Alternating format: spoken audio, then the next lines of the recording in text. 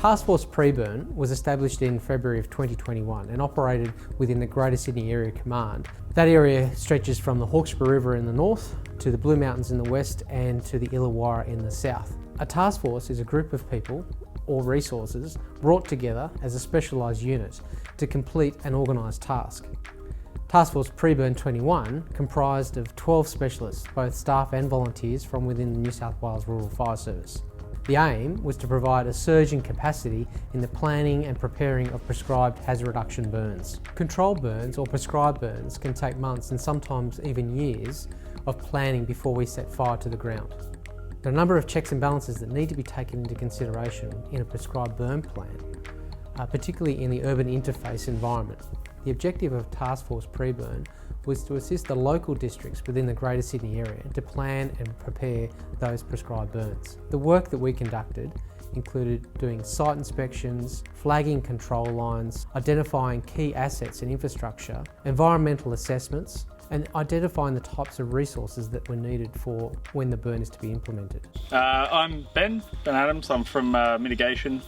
I'm here to help out with the task force. I guess I've got a bit of experience in the field, preparing and constructing control lines, flagging control lines. So I think that's what my greatest strength is in the task force. I'm Tom. I'm a volunteer of Hornsby Ku-ring-gai. I'm focusing with helping all the other guys, being an assistant as much as I can. I have a massive interest in hazard reductions, especially when it's wet weather like this. We can get in the office and do the hard work.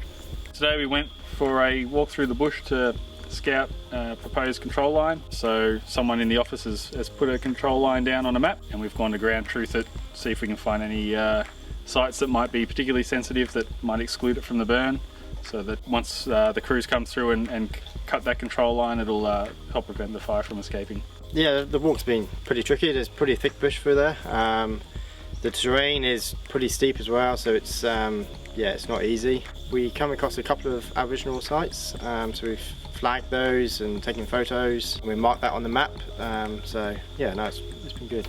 If you don't put any controls in or have a look at the environment that you're going to put fire down into, there's a good chance that it's going to become out of control. So the idea is we do all the prep work beforehand while the conditions are good, and then when there comes a good day or a burn period to come through, it should all go through nice and safely and nicely controlled.